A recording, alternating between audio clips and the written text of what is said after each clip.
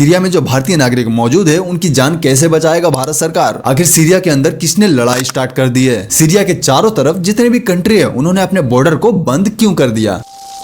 आपने अभी न्यूज में कहीं ना कहीं सुना होगा कि सीरिया में एक लड़ाई शुरू हो गई है। आपको एक बात मैं बता दूं कि ये लड़ाई जो है आजकल खबरों में आ रही है, लेकिन ये लड़ाई कई सालों से चलती आ रही है। बेसिकली ये लड़ाई है सीरिया के मौजूदा गवर्नमेंट और वहां के विद्रोहियों के बीच। ये वो विद्रोही है जो कि देश के अंदर कई सालों से रह रहे हैं। सीरिया के राष्ट्रपति असद और इन विद्रोहियों के बीच अक्सर लड़ाई झगड़े होते रहते थे। इन विद्रोहियों की कुछ मांगे थी जो कि ये मौजूदा सरकार से पूरा करवाना चाहते थे, लेकिन मौजूदा सरकार जो है इन विद्रोहियों की एक भी नहीं सुनती है और यही सबसे बड़ा कारण बन जाता है सीरिया के तख्ता पलट का। लेकिन अभी 3 दिन पहले सीरिया के जितने भी विद्रोही दल थे सभी एक हो जाते हैं और सीरिया के उत्तर पश्चिम के एक हिस्से को अपने कब्जे में ले लेते हैं। अब आप यहाँ पर यह सोच रहे होंगे कि जब विद्रोहियों ने सीरिया के उत्तर पश्चिम इलाकों पर कब्जा करना शुरू किया तब क्या वहां पर कोई सुरक्षा बल, पुलिस, आर्मी नहीं थी? तो बात ऐसी है कि वहां पर सुरक्षा बल तो थी, लेकिन वो विद्रोहियों से लड़ने में नाकाम रहती है। दरअसल सीरिया में ये जितने भी विद्रोही है ये कोई एक दल नहीं है। इन्होंने कई सारे दलों को मिलाकर एक विद्रोही गुट बनाया है जिसका सिर्फ एक ही उद्देश्य है कि मौजूदा जो सरकार है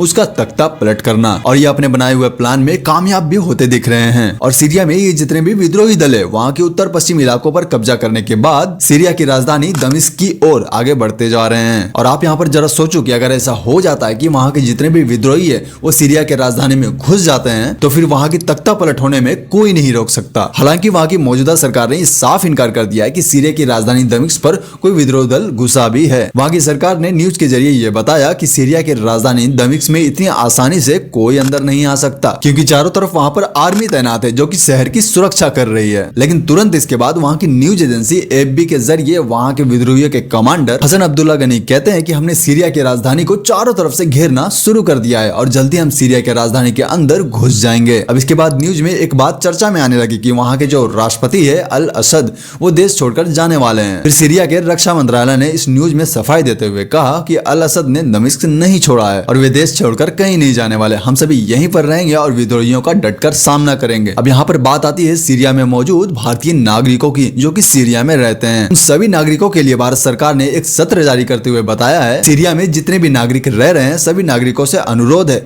कि वो भारतीय दूतावास के संपर्क में रहे, जिससे अगर कुछ अनहोनी होती है तो लोकेशन जानने में काफी आसानी होगी। विदेश मंत्री ने भी यह सत्र जारी करते हुए बताया है कि जितने भी नागरिक भारत से सीरिया जाने की सोच रहे हैं सभी से यह अपील है कि भारत से सीरिया जाने में अभी कुछ समय तक बचे रहें। यहाँ पर सीरिया के विद्रोहियों ने बृहस्पतिवार को देश के सबसे बड़े शहर अलेप्पो पर लगभग ज्यादातर हिस्से पर कब्जा कर लिया है। इसके बाद मध्य सीरिया के शहर होम्स पर लगभग पूरा ही कब्जा कर लिया है। इसीलिए लोग वहाँ पर अभी थोड़ा दहशत में रह रहे हैं और कई लोग तो वो जगह छोड़कर भाग रहे हैं जहाँ पर विद्रोहियों का कब्जा हो चुका है। लेकिन अभी तक सीरिया के राजधानी पर कब्जा नहीं हो पाया है। लेकिन एक बात याद रखना, जैसे ही राजधानी पर कब्जा यानी कि पूरे सीरिया पर कब्जा। बाकी अगर इसके बाद सीरिया में कुछ होता है तो मैं नेक्स्ट वीडियो में एक्सप्लेन कर दूंगा। बाकी चलो आज की वीडियो अगर अच्छी लगी हो तो वीडियो को लाइक, चैनल को सब्सक्राइब जरूर से कर देना। मिलते किसी नेक्स्ट टॉपिक पे। जय हिंद।